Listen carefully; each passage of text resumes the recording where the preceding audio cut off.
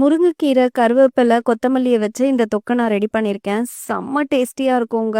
இதுக்கு சைட் டிஷ்ல எதுவும் வேணாம். அப்பளம் மட்டும் வச்சு சாப்பிட்டீங்கனாலே போதும். சுட சுட சாதத்துல இந்த தொக்க போட்டு பெரட்டி சாப்பிட்டீங்கன்னா, வேற லெவல்ல இருக்கும். எப்படி பண்ணலாம்னு சொல்லிட்டு பார்க்கலாம் வாங்க.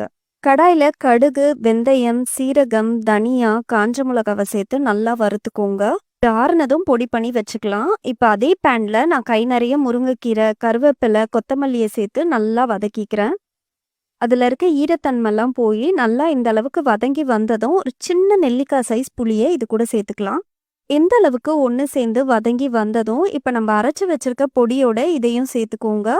கூட கல்லுப்பையும் சேர்த்து நல்லா கொர கொரப்பா அரைச்சு எடுத்துக்கோங்க. கடாயில நல்லெண்ணெய், மஞ்சத்தூள், பெருங்காயம், பொடியா நறுக்குன பூண்டையும் சேர்த்து மிக்ஸ் பண்ணுங்க. இப்ப அரைச்ச பேஸ்ட்டையும் சேர்த்து நல்லா வதக்கிக்கோங்க.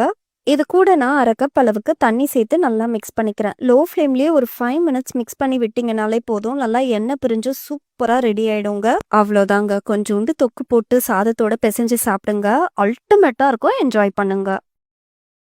Download ShareChat.